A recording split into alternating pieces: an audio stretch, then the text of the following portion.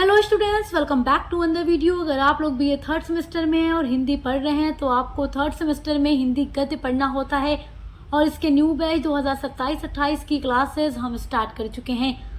आज हम पढ़ने वाले हैं बीए थर्ड सेमेस्टर हिंदी गद्य के यूनिट नंबर 1 का पार्ट 3, जिसमें हम पढ़ेंगे हिंदी नाटक का उद्भव और विकास। देखिए, यूनिट नंबर 1 में आपको हिंदी गद्य साहित्य का संक्षिप्त इतिहास पढ़ना है। तो हम सभी के बारे में बारी बारी पढ़ रहे हैं, हिंदी की जितनी भी विधाएं हैं, और आज हम हिंदी नाटक के बारे में पढ़ेंगे कि इसका उद्भव और विकास कैसे हुआ। हमने हिंदी कहानी और हिंदी उपन्यास के उद्भव और विकास के बारे में पढ़ लिया है पार्ट 1 एंड पार्ट 2 की वीडियो में। तो आपने नहीं देखा है तो आप विजिट करके देख लीजिएगा, आपको हिंदी का पूरा सिलेबस भी मिल जाएगा और अदर सभी सब्जेक्ट की भी क्लासेस आपको मिल जाएंगी।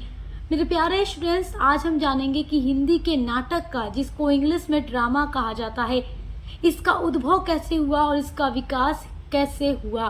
देखिए, नाटक एक ऐसी दृश्यात्मक साहित्यिक सर्जना है जिसको रचनाकार रंगमंच पर अभिनय करने की दृष्टि से लिखता है। देखिए, नाटक एक ऐसी दृश्यात्मक का मतलब जो दिखाई दे, जिसमें हम देख सकें क्या चीजें, जो उसमें पात्र हैं, जो कैरेक्टर हैं, वो क्या परफॉर्म कर रहे हैं स्टेज पर। तो रंगमंच पर अभिनय करने के लिए, यानी स्टेज पर परफॉर्म करने के उद्देश्य से लिखा गया जो एक वर्क होता है, उसी को नाटक कहा जाता है। तो नाटक एक ऐसी विधा है हिंदी की जो रंगमंच पर परफॉर्म करने के पर्पज से लिखी जाती है। देखिए, नाटक भी कई तरीके के लिखे जाते हैं। जैसे आप पहले पढ़ेंगे कि जब नाटक की शुरुआत हुई तो वो मनोरंजन के उद्देश्य से लिखे जाते थे, लेकिन अलग अलग युग में जैसे जैसे नाटक का विकास होता गया तो वास्तविकता से जोड़कर भी इनको लिखना शुरू किया गया। तो इस सब के बारे में हम इस वीडियो में डिटेल में पढ़ने वाले हैं। देखिए, नाटक लेखन की परंपरा जो है अत्यंत पुरानी है, बहुत ही पहले से ये लिखे जा रहे हैं। अगर हम प्राचीन नाटक की बात करें तो महर्षि भ्रष्ट और महाकवि कालिदास का नाम सर्वप्रथम आता है, परंतु उनके द्वारा लिखे गए नाटक संस्कृत भाषा में हैं और धीरे धीरे संस्कृत से प्राकृत और अलग अलग भाषाओं में पहुंचकर हिंदी खड़ी बोली तक हिंदी नाटक का विकास हुआ। देखिए, हिंदी में नाटक लेखन की जो परंपरा है उसकी शुरुआत भारतेंदु हरिश्चंद्र से ही मानी जाती है। भारतेंदु जी को हिंदी नाटक के जन्मदाता के रूप में जाना जाता है। देखिए, भारतेंदु हरिश्चंद्र को ही हिंदी के नाटक में जन्मदाता यानी कहा जाता है कि इन्होंने ही हिंदी नाटक की शुरुआत की, क्योंकि जब ये हिंदी में प्रवेश करते हैं और जब इनका आगमन होता है हिंदी साहित्य में, तो जब ये नाटक लिखना शुरू करते हैं तो वहां से वास्तविक नाटक की शुरुआत मानी जाती है।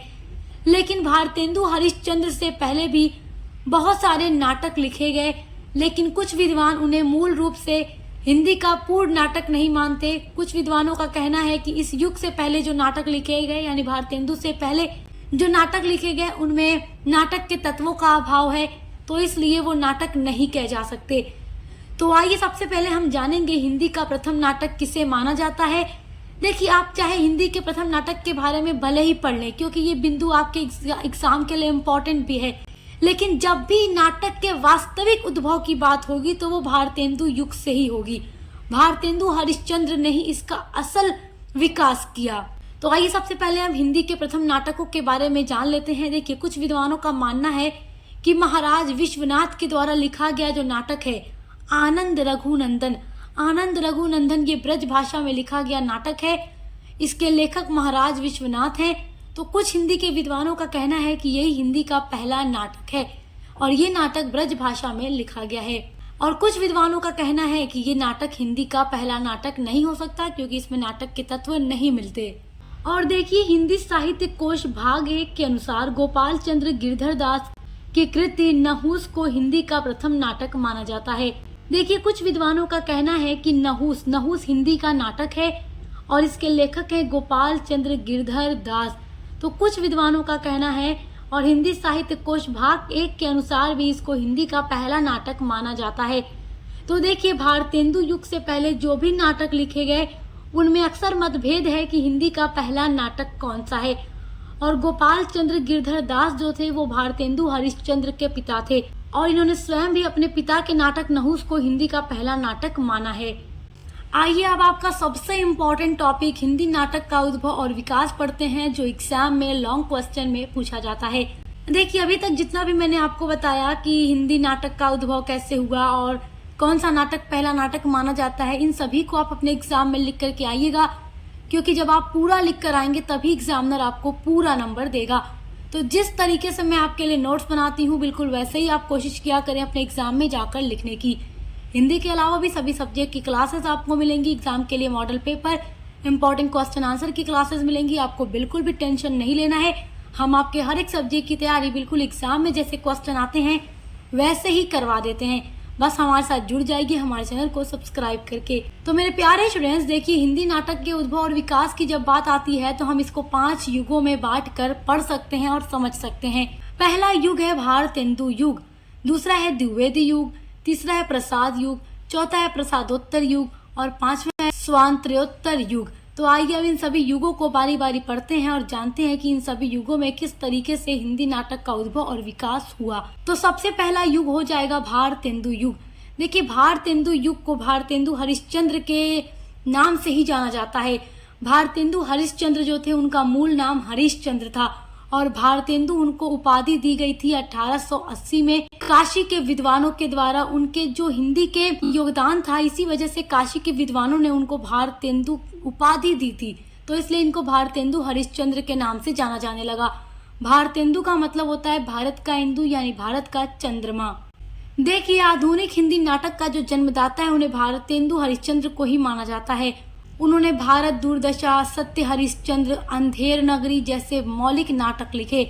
भारतेंदु हरिश्चंद्र से पूर्व नाटक जरूर लिखे गए, लेकिन असल में जो नाटक का विकास हुआ वो भारतेंदु युग में, जब भारतेंदु हरिश्चंद्र का आगमन हुआ तब हुआ, क्योंकि इन्होंने नाटक को बिल्कुल उसी रूप में लिखा। यानी कि नाटक का जो एकदम सही रूप में विकास हुआ वो भारतेंदु युग में होता है। इसीलिए इसी युग को असल युग माना जाता है कि नाटक का विकास जो हुआ भारतेंदु हरिश्चंद्र ने जब अपने नाटक लिखे उससे हुआ। इस काल के नाटकों का मुख्य उद्देश्य था समाज सुधार, राष्ट्रीय चेतना जगाना और हिंदी रंगमंच को स्थापित करना। देखिए, इनके पहले के जितने भी नाटक लिखे गए उनका पर्पस था, उनका उद्देश्य था मनोरंजन करना। लेकिन भारतेंदु हरिश्चंद्र ने जितने भी नाटक लिखे उनके नाटकों के द्वारा समाज को सुधारने का प्रयास किया गया, राष्ट्रीय चेतना को जगाने का प्रयास किया गया, हिंदी रंगमंच को स्थापित करने का काम किया गया। आइए अब जानते हैं कि भारतेंदु के युग में और भी कौन कौन से नाटककार थे जिन्होंने नाटक लिखा।